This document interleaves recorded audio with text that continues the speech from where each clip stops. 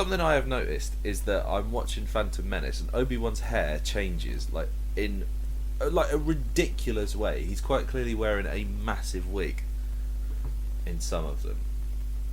Yeah, it is a little bit jarring sometimes. Why? I haven't watched why Phantom does Menace in that a happen? while. Reshoots, I guess. Maybe he. Oh no, hang on. When was Train Spotting? 96 or 97. 96 maybe. So he it's probably before went that. straight from that into Phantom Menace. Yeah, possibly. I don't know. It's really weird, isn't it? Oh, here he is, Big Darth Maul showing up. Yeah, we're doing a podcast about TV, not Phantom Menace. Yeah. What's always nice to realise is how Joe does give this his full attention. To be honest, I haven't really been watching as much because, to be fair, it's Phantom Menace, so it doesn't reach the lofty heights of Attack of the Clones. Yeah. Yep. The Alienist and Somewhere Between. One of them's really good. The other one is shite, and then you carried on watching the shite one. Yep. I'd really liked The Alienist. It was really good fun. We have a website. It is copilotspodcast.co.uk. We have social media channels too, because for God's sake it's 1999, so we should have them. I forgot that you live in the year of the film that you're watching. We are the Real Co-Pilots Podcast on Instagram. On Twitter, we are something else, and on Facebook, we are also something else. We are Real Co-Pilots on Twitter and Real Co-Pilots on Facebook. I think on Facebook it's just called Co-Pilots Podcast, actually. If you're hearing this, just send us a DM on Instagram with the word wig.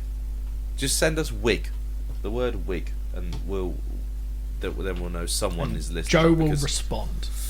Because somehow, we don't understand this, we have over 5,000 downloads and not many people get in touch. Yeah. Well, there's a bit of me that's like, I don't know if that's the way I prefer it, or if I would be interested if people had stuff they wanted us to watch, or if they just don't care and we're. So I don't know why people listen.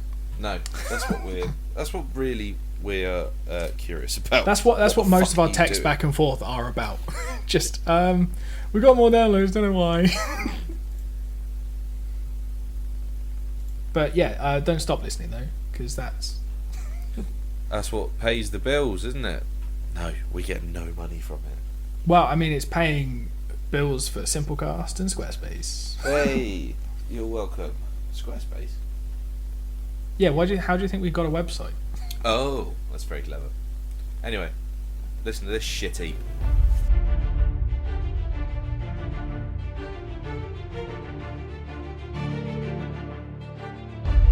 You carried on watching the wrong one of these.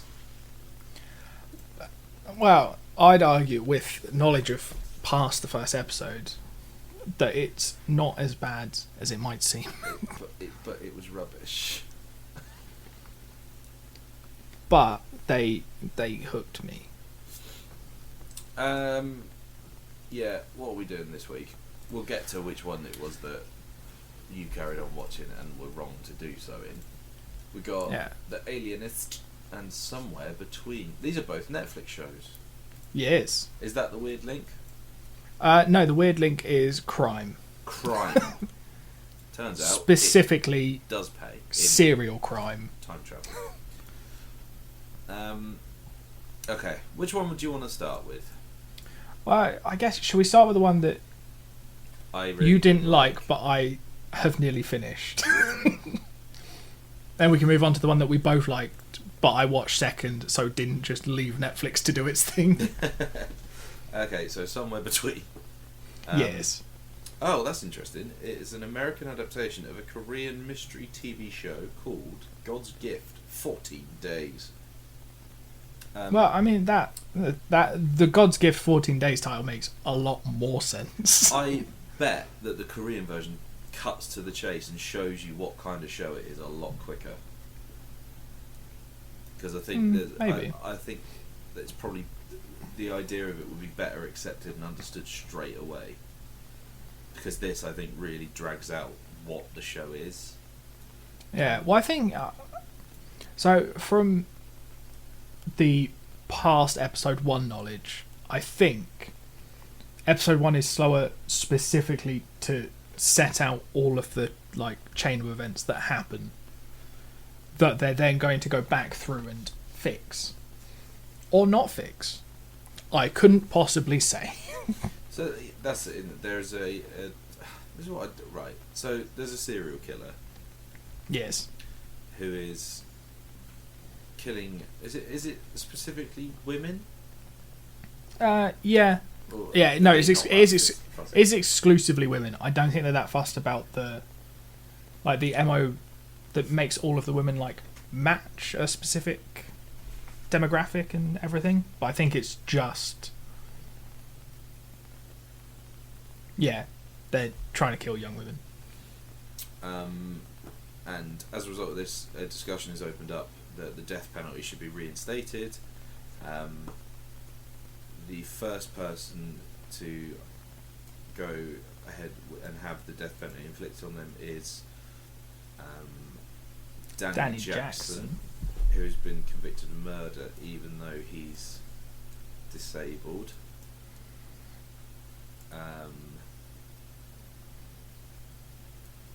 It's weird, isn't it? Because they're all sort of the characters start out quite disparate, but you soon realise that actually they're all connected in some various ways. Boy, are they connected? Oh, okay. So what I'm realising is that there's definitely a character who is a younger or older version of themselves in this show. Then.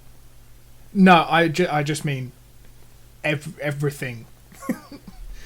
I'm up to episode 9. And so far... Oh my god, are you really? Yeah. Jesus. So far, every murder and every character is linked in some way. Oh, wow. It's very convoluted. Yeah, I bet. I wonder, actually, if this is anything like Dark, because Dark is apparently connected but in a very satisfying way, and I've been threatening to carry on watching the show for years. Well, I think Dark's on the list for this year. I think so, yeah. Well, if not, it'll slip into one of these nice foreign muck slots. Well, perhaps we can do it next. That would be a good idea, wouldn't it? Yeah. I like that you actually have just started calling it foreign muck now, despite your claims that you never call it foreign muck.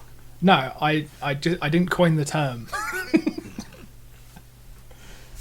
But in relation to our spreadsheet, in a very just Brexit manner, we have just typed foreign muck into every field. Well, leave means leave. So, if just over 50% of people vote for it, it's a fact. Yes. It's soon, not soon, but after a while, it transpires that the lead lady. See, this is where it started to lose me. Is they go and see that their car breaks down in front of a clairvoyant's house, and she says, "Oh, you're about to lose the thing that's most precious to you, and water will take her." And it's all going to be very, very horrible. It is very foreboding of the daughter drowning in the lake. Yeah. Yeah. So. And then I think, is that where you get the one must live so the other can... Yep, one must die live for the other, which is very the Harry Potter. It's very Potter. And it transpires her daughter goes missing, and then her body is found in a lake. Yeah. Well, I mean, her daughter is straight up kidnapped while her friend, was supposed to assistant, just kind of isn't fully paying attention. When you offer to walk someone else's kid to their babysitter's car, just watch to make sure they get in it.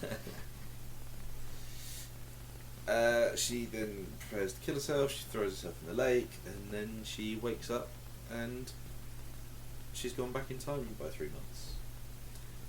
And she realises that very quickly she is in a time loop.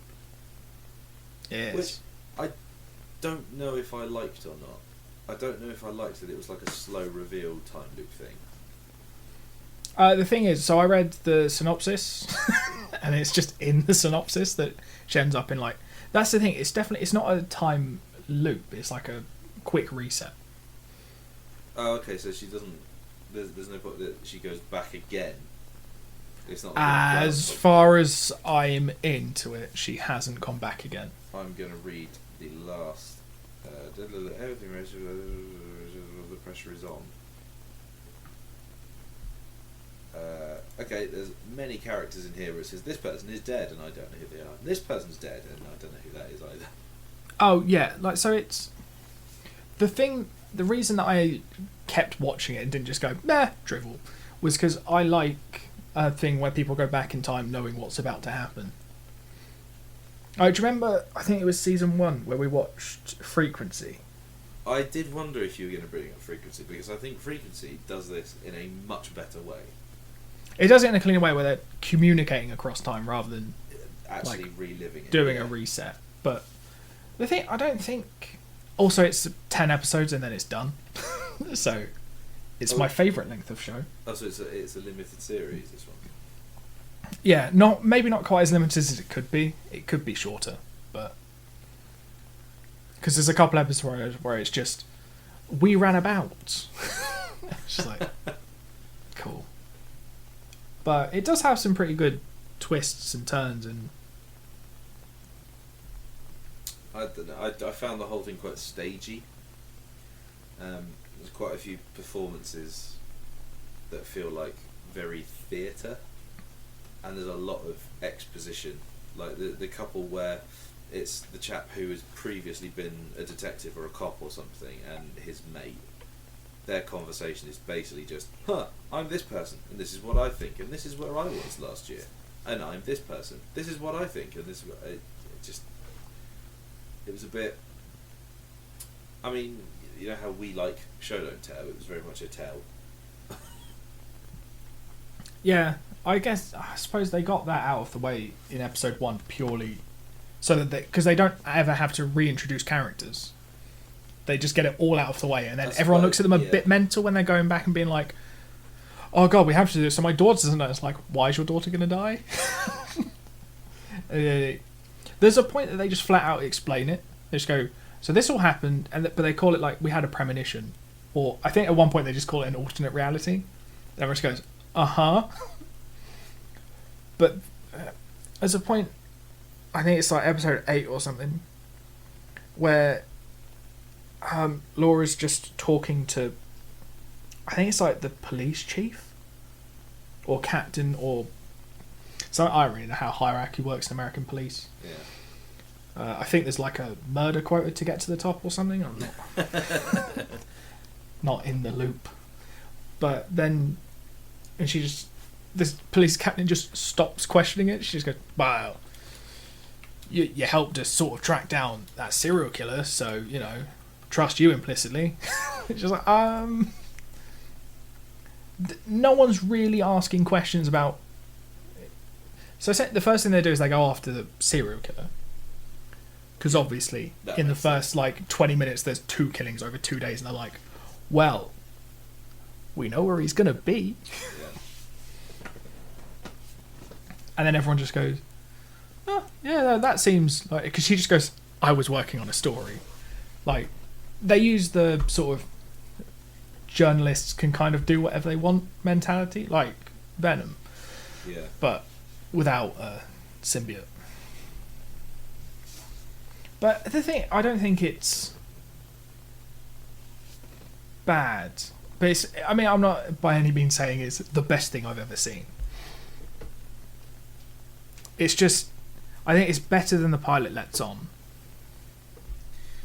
Yeah, well, I mean, I'd hope so, because it's just, I really didn't like it.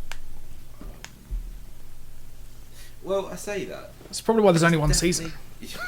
There's definitely things in it that I'm like, oh, okay, that could be quite cool. But it just took so long to get to that point that I was like, I don't really... That's the thing, the first episode feels a lot longer than every other episode. Maybe it's because, it's the thing of, like you said, it's just setting it all up, and then once it gets all that out the way, you don't really have to worry about it.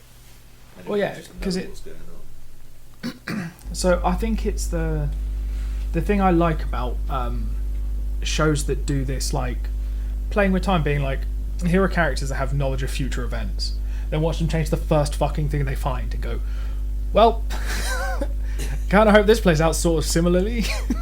Well, I mean, I do wonder like how much it sets out its stall in the first thing that she changes is that her daughter's about to trip over the rug, so she says go round the rug, so her daughter goes around the rug, she trips over a stool instead. I'm like, well, does that not tell you everything? It's like, you can try and change it, and you might think you affect a small change, but actually you're still going to end up with the same result.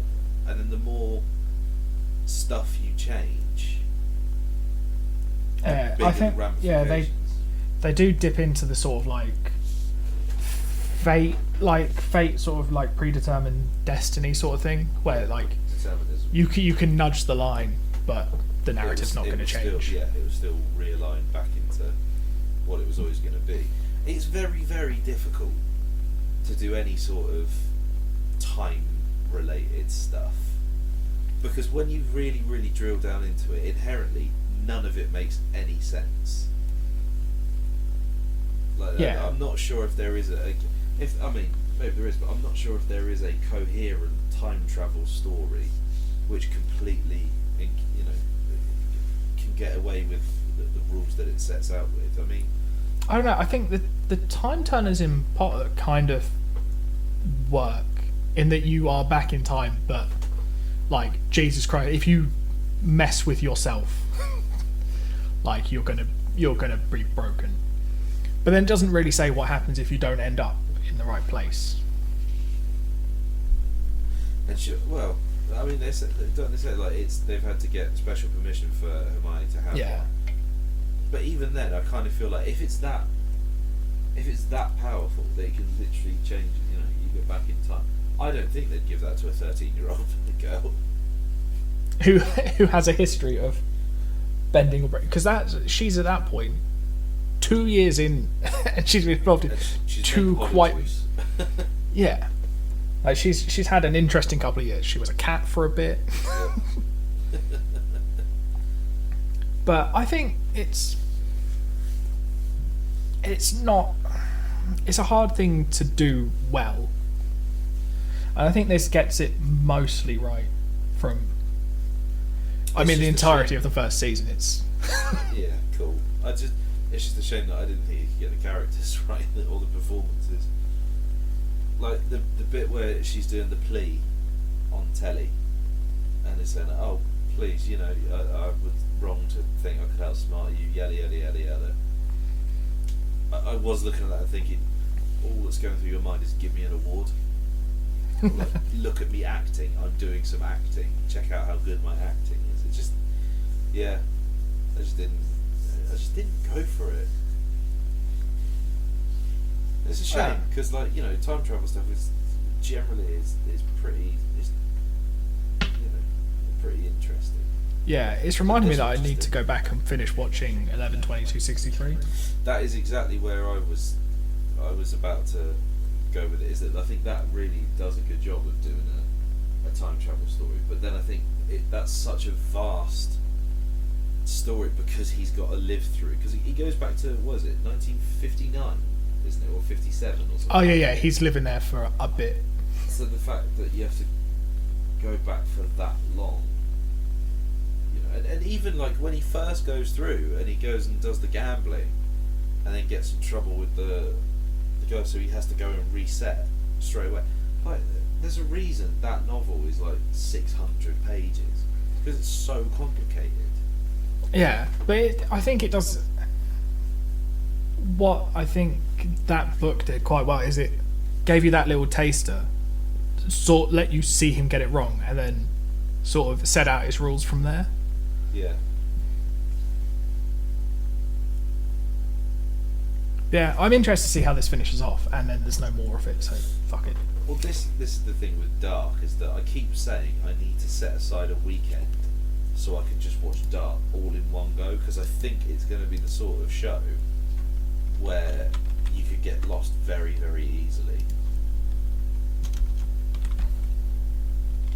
Yeah, I think I don't think you'd have that same issue with this, because after the first episode, you kind of go, cool, this is just people fucking with a serial killer. And then it's just... I think after like the first thing they changed, they're obviously then blind to it, like what exactly is going to happen. Yeah.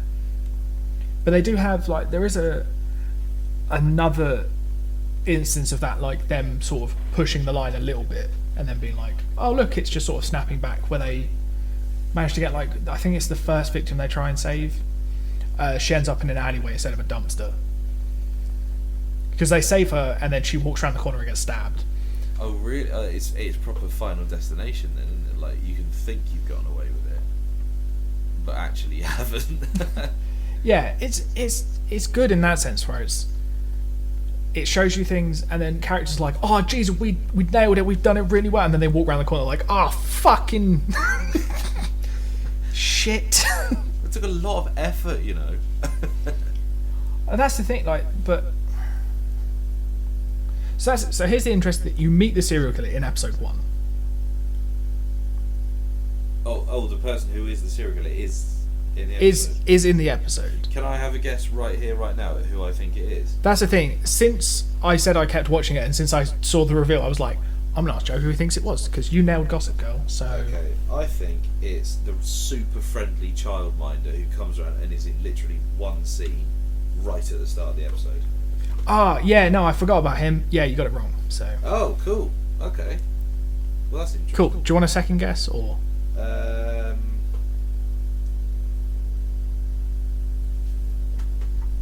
The thing is, right, is that with the whole, it's the problem of the Scooby-Doo syndrome. It's the guy it's the janitor who you meet for one scene and then is never mentioned again. So that's why I was backing the super nice dude. It makes sense, because that was where my brain first went. Yeah. So I was like, I reckon it's him. That's it, because the rest are too obvious. Like, if it's mate, he used to be a cop, that's too obvious because he's just a knob. If it's the dad, that's too obvious because he's just like absent and he's got serial killer. Yeah, I'm going to change my answer. Is it the dad? It's not the dad either. Oh. Okay, well that's good. I haven't managed to get it. That's interesting. Well, yeah, I didn't expect you to not get it. Oh, she does say, doesn't she? I know that voice, and I thought she was talking about hearing her daughter's voice on the phone, but maybe actually she meant she knew who the bloke was. Yes. Ah. She would have recognised the voice. Okay, well that's interesting. So I guess, do we have to talk about The Alienist? Oh, yeah, let's move on to that one. Did you not like this? No, I did. I really liked it. Oh, good. I was going to say there's something wrong with you if you didn't like this. I thought this was great. Really enjoyed this. Yeah. That's the thing. I don't know. Is it one of those shows that you keep seeing on Netflix and you're like, one day I'm going to just start that? Absolutely. Yeah, definitely. Because I went into this knowing, like, the cast. I had no idea what the actual story was, because it's like, cool. I think I knew it was a period thing. I think I only knew that from, I think I'd seen Dakota Fanning's costume. It was like, okay, it's old worldy. By old worldy, I mean America, like 100 years ago.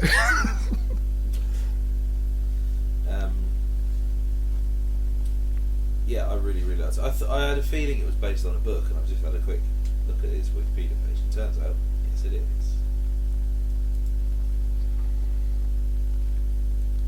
Yeah, bye. Oh, sorry, you bored? No. I mean, I've yawned probably less than you have in this call. It's just... It's hard for me to not enjoy something that's basically, look, a serial killer. It's basically, look, American Sherlock Holmes, isn't it? Yeah. But, obviously, because he's American, he needs 2 sidekicks instead of 1. Double the thinking. You know, they've at least, matched John Watson on intelligence. The 3 of them put together. Yeah.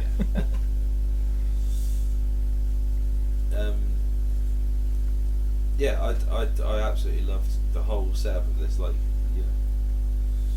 fact that the body's found on the bridge, and the thing that they can't get over is the fact that it's a boy in a dress, not the fact that like his eyes are gone, or his hands come off, or anything like that. It's in a dress. Yeah, but then that's kind of what you'd expect from that time period, I guess. Yeah. And in some places, still.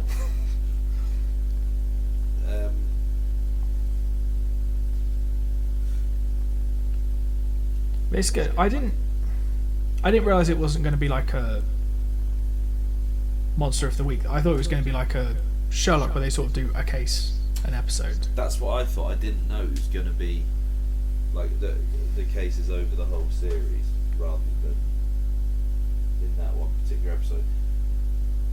I actually think I quite like that, because like with Sherlock itself, like there's that they're an hour and a half each, but that is one case per episode, so it's nice to have like an overarching sort of thing. I think both ways have their pros and cons. I quite like from a rewatching point of view. Sherlock would be easier to rewatch than this. Yeah, because you don't have to rewatch all of them in continuity. You just watch the case you want to watch and then drop off again. The trouble is, with Sherlock, I don't think they got any better than the very first one. I think that probably is the best one. There's a lot of people really didn't like the wedding episode. I loved that one. Yeah, no, I like. To be fair, there isn't really an episode that I don't like. There are just episodes that I'll watch more. Yeah, is it Scandal in Belgravia? That one No, it's not that one. What's the one where they go to the circus? That one I'm not such a fan. I think it's like the second one. I think that's a season 2 one. Yeah. It's the banker one, I think. Blind Banker. That's it. Yeah, I couldn't get less of a fuck about that one. Because that's the thing, you look at it and you go, it's just not clever. Yeah, but then the one after that is the one where Moriarty shows up, isn't it? And it's where they're doing all the different crimes and he ends up chasing the golem and stuff. That is well cool, that one. Yeah, I think one of my... I can't remember what it... I think it might actually be the part of the wedding episode where they've got the palace guard who was stabbed with a... belt. Yeah, through the belt. Yeah, that is the wedding one. That one's cool, I like that one. But yeah, the Alienist. Oh yeah, we were talking about that. So yeah, the Alienist, it refers to someone who sort of investigates, well not really investigates, but treats mental illness, because mental illness was known as alienation. So that's like Chrysler, who being someone who treats mental illness is the Alienist. He recognised that with this boy's murder there's similarities with another murder which happened 3 years ago. 3 years ago, where 2 twins were murdered. That was fucking hard, wasn't it? When they're digging up the grave, pull out the 2 kids' coffins, and then the thing that got me about that one is that it just takes there's one bloke to lift it up and he just carries it off. I was like, oh, that's weird, and not really thought about it like that. Yeah, that's the thing, there's always something weirder about like kids' coffins than adult coffins. Yeah. I really like the partnership of Daniel Bruhl and Luke Evans. I think they're really good in this together.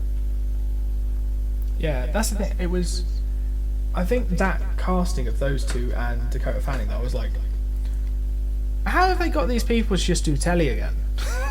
Because they're like, I think Daniel Bruhl does a lot more TV stuff than the other 2, but they're like big Hollywood people. Yeah. Well, I think like prestige drama is happening on TV nowadays, isn't it? It's not necessarily just filmed. Yeah, true.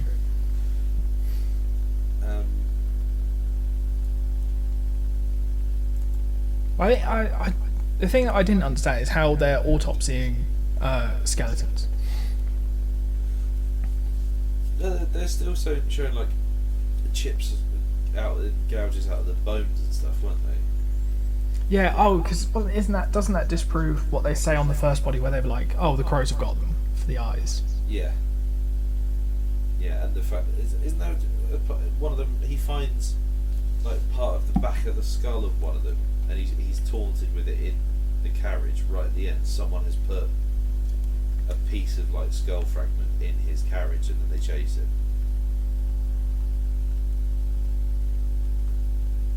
Yeah, I wasn't 100% sure what that was at the end, but that makes sense. I think it was like skull fragment, but I guess it was just you'd just take it as read that that's evidence.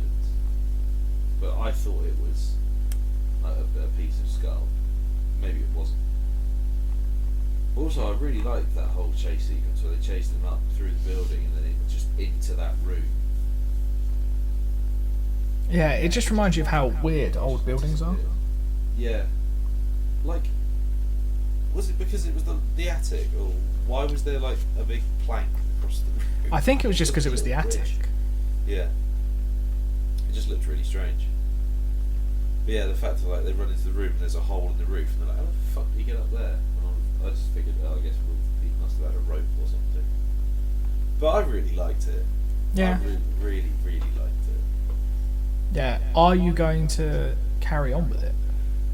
Or are you going to make your classic false promise? Probably not. If I say probably not, then that's fine. Because, if I do then watch it, it's better than me saying I'm gonna and not doing it. I can see the logic there. But no, I think I will get to it after I finished. Somewhere between, yeah. Somewhere between. So I couldn't even remember his name. Because I think weirdly, I think that Alienist is one that I want to pay more attention to, whereas I'm quite happy to just have the other one on and pay enough attention to keep up. Yeah, I know what you mean. I have a feeling you're going to say the same thing about Dark next week. Yep. Because I think you're really going to like Dark. Yeah, I've only not watched it, so that you can go on the list. Oh, well, I've only watched the first episode. I've watched the first episode twice, and about 2 years apart, and I still need to rewatch it to remind myself exactly what happens, and then I just need to keep up with it. Because I've been hearing for years how like it's actually a story that does interconnect and reconnect in a really satisfying way, and all the loose ends are tied up. So I'm really looking forward to seeing how that goes. Yeah, I'm currently looking for other German TV shows. Oh, that's fun. We'll find another one. So this is exciting. We don't know what's coming next. We know it's going to be Dark. And something German. Something else. Doesn't necessarily have to be German. Could be another time traveling thing. Yeah, but to fit the foreign thing, it has to have a language that neither of us speak natively. I was going to say, does it have to be? Have we done that? Have we managed to fit it up that it's the same territory or the same language at least for no. each? So far we have, haven't we? I don't think Squid Games was. Yeah, Snowpiercer. Oh, it was based on a Korean. Oh, it was based on Korean. Yeah, it wasn't actually Korean. Was it? Yeah. So yeah, and then 2 Frenchies. Okay, yep, it's got to be German.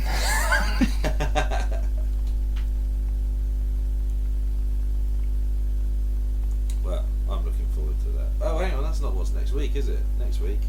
Next week we're going to the States. Yay! My Name is Earl, which I've never watched, and Trailer Park Boys, which I've also never watched. Yep. I've watched a bit of My Name is Earl. What was that Irish show we did a little while ago? Oh, the Feckin' Feck Boys. I can't remember what it's called. What was that called? Because that, I've in my head, that's similar to what Trailer Park Boys is like. I suspect so. Oh, Hardy Bucks, that was it. Was that it? Yeah. trash. That's a lot of what our podcast is us just being, oh, when did we do such and such a show? Yeah, that is a big problem that we have of just we've watched a lot of TV shows now. We really have. I am going to go through the list in a second and pick out which ones I have actually finished. Oh, that'll be a quick tour of that spreadsheet. At the very least, finish the first series. Oh, is that just so you can get the numbers up? Well, I guess we should probably leave that there then. Fuck you.